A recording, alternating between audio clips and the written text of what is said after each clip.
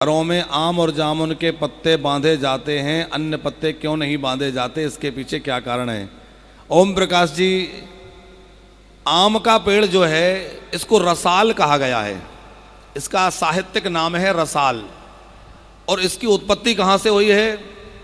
देवताओं ने जब अमृत प्राप्त किया तो अमृत की कुछ बूंदें भूमि पर गिरी हैं, उनसे जो है आम के वृक्ष की उत्पत्ति हुई है, अमृत की बूंद से।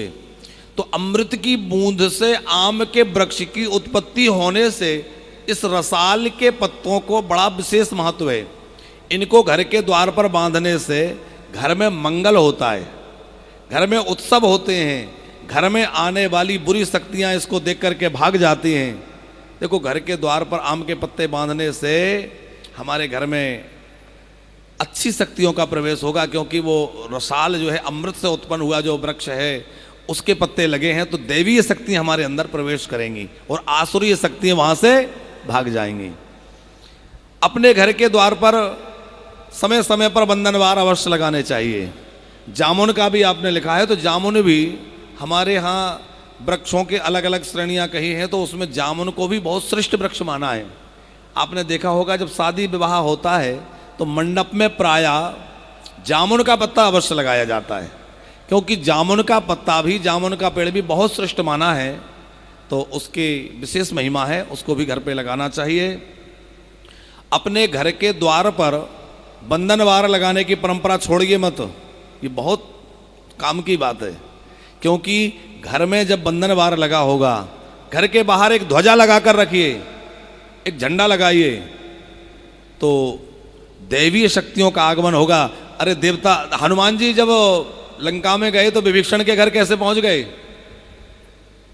पौरवाल जी, विभीषण के घर ही क्यों गए? क्योंकि वहां देखा राम आयुध अंकित ग्रहे, तो राम जी के जो आयुध बने हैं, राम आयुध अंकित ग्रहे शोभा वर्णि न जाए, नभ तुलसी का वृंद तहां देख हरस कपिर आए। तो हनुमान जी को कैसे पता लगा कि ये किसी साधु का घर है, संत का घर है? कैसे पता लगेगा कोई आएगा तो कि आप सनातनी का घर है कि किसी और का घर है? कैसे पता लगे कि ये किसी भक्त का घर है कि किसी पापी का घर है? तो आपके द्वार पर वो चिन्ह अंकित होना चाहिए। शुभ लाभ अपने घर के द्वार पर लिख कर रखिए, बंधनवार लगा करके रखिए। वहाँ जो है एक झंडा हो सके तो एक पीला ध्वज या लाल ध्वज लगा कर रखिए, पचरंगा झंडा, 5 रंग का झंडा लगा कर रखिए, पीला झंडा, लाल झंडा, जो अच्छा लगता हो, केसरिया लगाइए। अपने घर के द्वार पर गाय के गोबर से अमावस पूर्णिमा आदि तिथियों में थोड़ा लेपन करिए, आटे से चौक बनाइए, और जब वो मंगल चिन्ह, मंगल द्रव्य दिखेंगे, घर के द्वार पर तुलसी खड़ी हुई है, ये सब मांगलिक द्रव्य हैं, तो देवता अपने आप उस घर में प्रवेश करेंगे। आपके घर में दैवीय शक्तियों का वास होगा, आसुरी शक्ति निकल निकल के भाग जाएंगे।